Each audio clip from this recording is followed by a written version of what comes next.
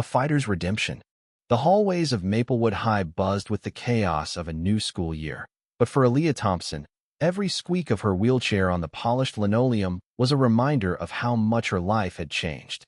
7 months ago, a car accident had stolen her ability to walk, forcing her to navigate a world that felt designed to keep her out.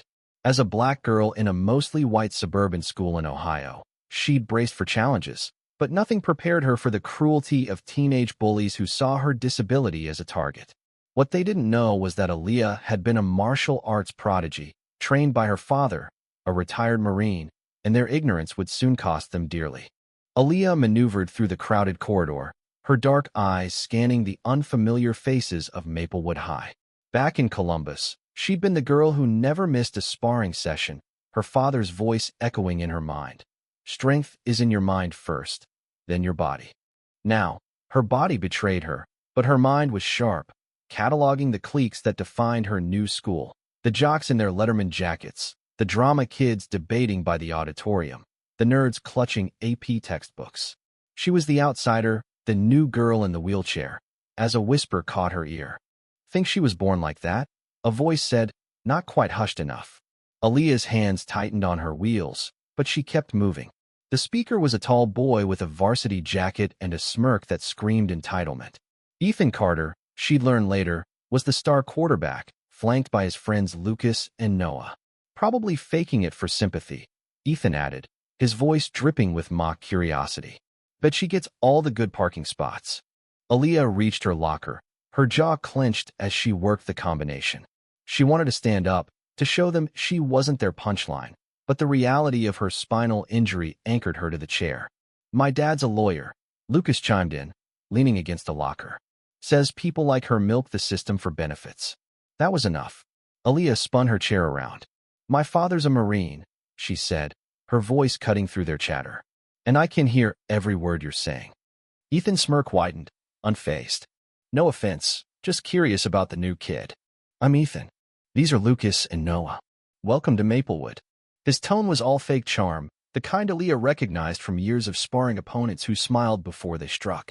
She nodded curtly and turned back to her locker, but the bell rang, and the trio sauntered off, their laughter echoing.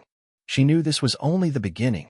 Weeks passed, and Aaliyah carved out a routine despite Maplewood's outdated accessibility. She arrived early to avoid hallway traffic, memorized the few functional ramps, and befriended Mia Rodriguez, a transfer student from California who shared her outsider status. It's ridiculous they put the accessible bathroom on the 3rd floor, Mia fumed one day as they headed to lunch. This school's stuck in the 80s. Aaliyah shrugged. I've learned a plan. But inside, the constant navigation wore her down. Ethan's group escalated their cruelty with surgical precision. They'd block ramps, forcing Aaliyah to detour, or make loud comments about disability perks just within earshot. One afternoon, Ethan's voice boomed from the stairwell. Heads up, wheelchair coming through. Clear the ramp. The fake concern drew snickers from passersby. Mia bristled, but Aaliyah touched her arm. Not worth it, she said, her voice steady but her heart racing with suppressed rage. The breaking point came on a chilly October evening in the student parking lot. Aaliyah and Mia were headed to Mia's car after debate club, the lot nearly empty under the dim streetlights. Aaliyah was transferring to the passenger seat, a slow process, when Ethan's voice cut through the dusk. Look at that, a daily circus act. Lucas laughed, and Noah added, better than Netflix.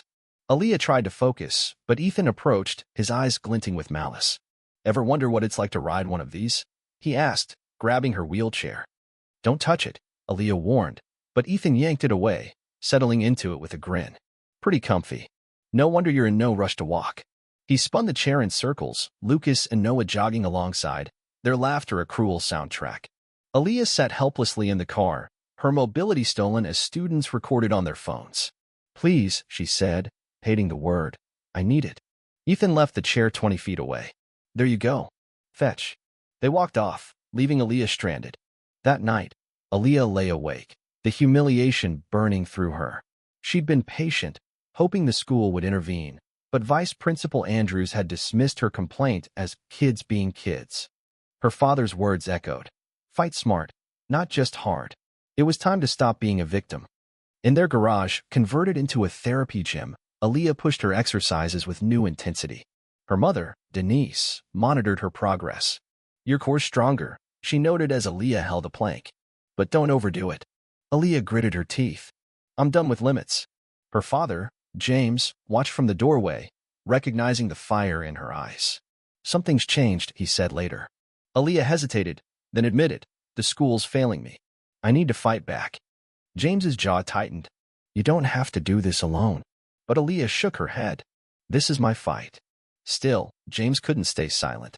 One afternoon, he confronted Ethan, Lucas, and Noah in the parking lot, his marine presence unmistakable. "The harassment stops now," he said, his voice low but lethal. Ethan tried to deflect, but James cut him off. "You think my daughter's weak? She's stronger than all of you. Cross her again, and you'll regret it." The confrontation backfired. Ethan, humiliated, plotted revenge. "Nobody threatens me," he told his friends, planning an ambush after Aaliyah's next debate meeting. On a Thursday evening, with the parking lot deserted, they struck. Ethan blocked Aaliyah's path to Mia's car, his tone menacing. "Your dad thinks he's tough? Let's see how you do without him." He grabbed her arm, yanking her from the wheelchair. Aaliyah hit the asphalt hard, pain shooting through her shoulder. Ethan took the chair, spinning it mockingly as Lucas filmed, and Noah held Mia back. "Not so tough now," Ethan taunted. Aaliyah's rage ignited. Slowly, she pressed her palms to the ground, engaging her core. The boys didn't notice as she rose, first to a sit, then to her feet, her balance steady. Ethan froze. "You've been faking it," he accused. Aaliyah stepped forward. "I've been recovering. Give me my chair." Ethan shoved the chair away and advanced with Lucas and Noah. Aaliyah's training kicked in. When Lucas lunged, she sidestepped, sweeping his legs. He hit the ground, gasping. Noah hesitated, but Ethan rushed her. Aaliyah redirected his momentum, kneeing him in the chest. Ethan staggered, and when Lucas tried again, she struck his shoulder, sending him down. "Stop." Noah gasped, but Ethan, bloodied and furious, charged one last time. Aaliyah spun him, sweeping his legs. He crashed to the asphalt, defeated. Mrs. Carter, a teacher, emerged, drawn by the noise. She saw the scene. Aaliyah standing, the boys battered, Mia holding a phone. "I recorded everything," Mia said. In the principal's office, the video played, exposing the assault. Principal Morgan was livid, firing Andrews and expelling the boys, who faced assault charges. Aaliyah's story went viral, sparking national debates on bullying and disability rights. 3 weeks later, Aaliyah walked Maplewood's halls with newfound confidence, her wheelchair a choice, not a cage. New anti-bullying policies were passed, and Mrs. Carter, now vice principal, launched a student advocacy program. Aaliyah's inbox overflowed with letters from kids inspired by her courage. "Because of you, I'm not hiding anymore," one read. Colleges scouted her for adaptive sports, and she became a voice for change. As Aaliyah trained in the garage, she caught her reflection, not a victim, but a warrior. The accident hadn't broken her, it had forged her. She'd turned pain into purpose, proving that strength isn't just physical, it's the refusal to be defined by cruelty. What do you think about Aaliyah's story? Should she have fought back physically, or was there another way to handle the bullies? How do you view the role of violence in confronting injustice? Share your thoughts in the comments below. I'd love to hear your perspective on this powerful tale of resilience and retribution.